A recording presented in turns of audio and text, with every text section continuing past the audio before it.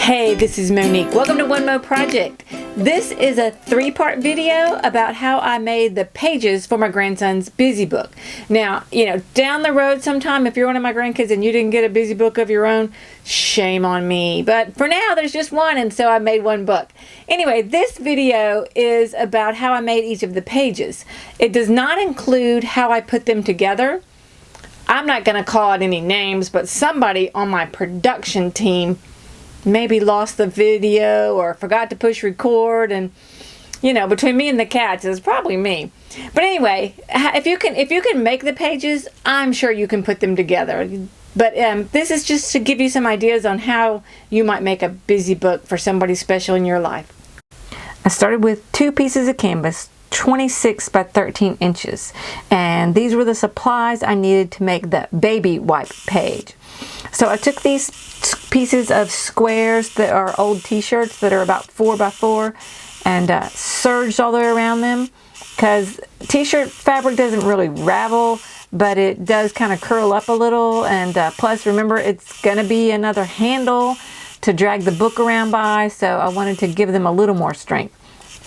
So I got my best assembly line attitude going and worked all of these. But see, with the serger, I didn't cut in between each one. I just did as I went. Now I'm only going to sew 2 together, and then I'm going to sew all the rest of them together separate from those 2. And that is so that I can put just 2 in the book when I'm making it, and then attach all the others later, instead of having to have this big wad of all of the baby wipes underneath there when I'm working. So I marked the circle that is this inner diameter, but remember, this is going to be beyond that. This plastic, this is inside the plastic, and I'm going to need it to go to the outside of the plastic. So I drew that line and cut it, and then went around and clipped my curves all the way around about what I thought was going to be enough. It's about 1/4 inch, and did a little dry run there, and it seems pretty close. So to the ironing board and iron all those around, and there we go. Now it fits the opening. So then I sewed around, and so this is just sewing through the plastic. This baby wipe package, that plastic opener is just glued on there, and there's no little collar or anything that sticks out beyond it. So at some point I may or may not still have a little flap left on there, because it's just glued on there. Maybe it'll glue back on someday. Maybe he won't pull it off. Yeah, he might. Anyway, all right, so here I'm pinning it on, but wait, I didn't forget to sew those 2 on there so that they're sewn inside of the baby wipe package. And I did go ahead and sew this whole triangle on that one that's going to be the first one, because he does try to pull them all out. So now those are under there. I folded these edges under. Ironing them would have been a good idea, but who wants to do that? And then I just double top stitched around to hold all of that down. I think I double top stitched though, because the plastic that was the baby wipe container didn't quite make it all the way to the edges. I want it to be sewed down at the edge, but then I want to make sure that the baby wipe plastic that was the top of the container stayed in there. All right, so here he is. Now that we have all of those on there, let's give it a test run. Such a good job pulling them all out. Or, when I put them in there, I do try to put them in there and tuck them up into the corners. But anyway, so the next page, on to the camping page. These were the supplies I needed for the camping page, plus some interfacing and glue and a few things. I glued this black shiny lake water. Not anywhere that I live does a lake look like that, but this pretty lake water page fabric on there. And I was afraid it was going to be bumpy, so that's why I kind of worked so hard to smooth out that glue as much as possible. And then a blue piece of ribbon, because when it's across the water, I didn't want it to show up any more than necessary. And I had this little canoe button, just in my room. I don't know where it came from.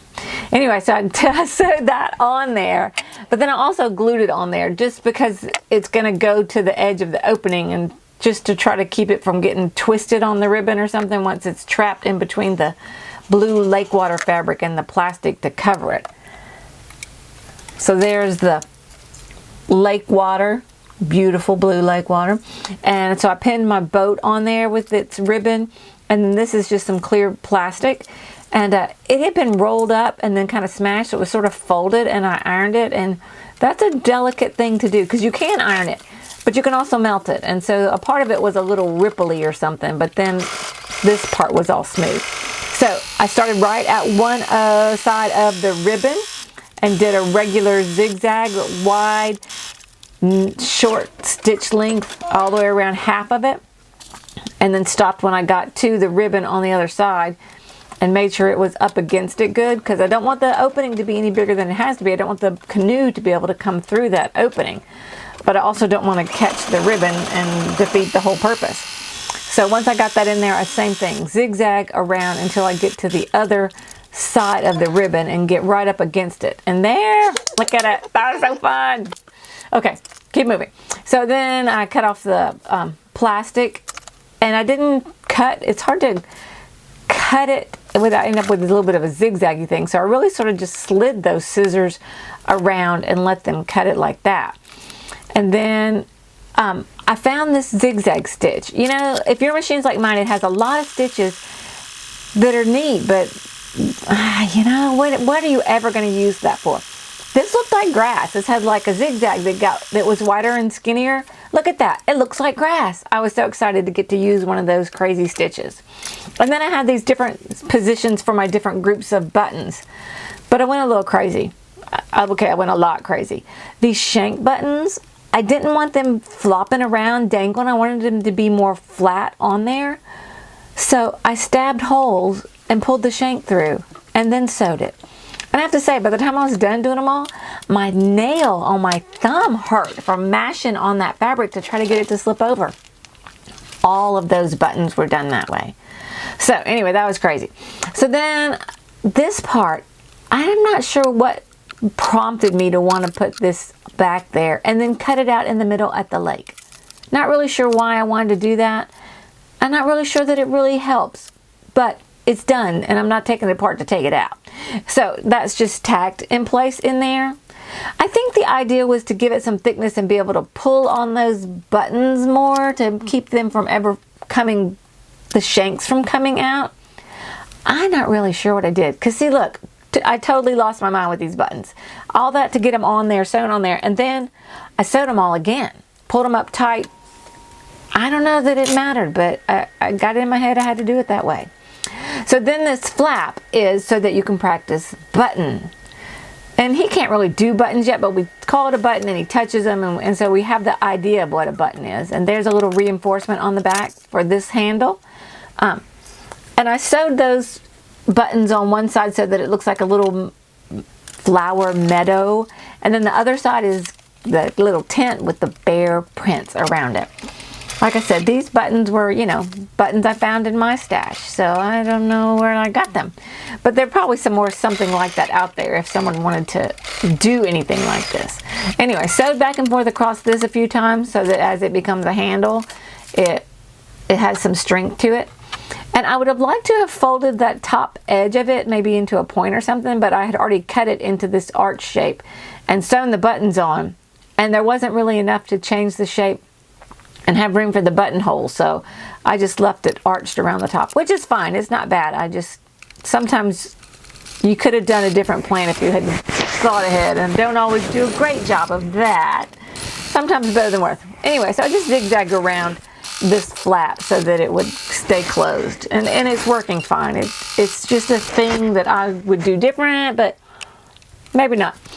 And then I made a buttonhole so that the button gets to be practiced. Being able to flip it up to one side where you have the tent and your bear friend came to visit. While you were not at the tent, you were off on your hike and the bear came to visit. I don't know. I don't want to make the bear a bad thing. I don't want to make outside a scary bad thing. So I'm going to have to make this pretend a good thing. So anyway, cut up in the buttonhole, and I always try to make sure that any threads that are there get cut so they don't get tangled. And then I marked where my button was going to be by making a button, like making that with a buttonhole, and sewed on the two buttons. And there we have it.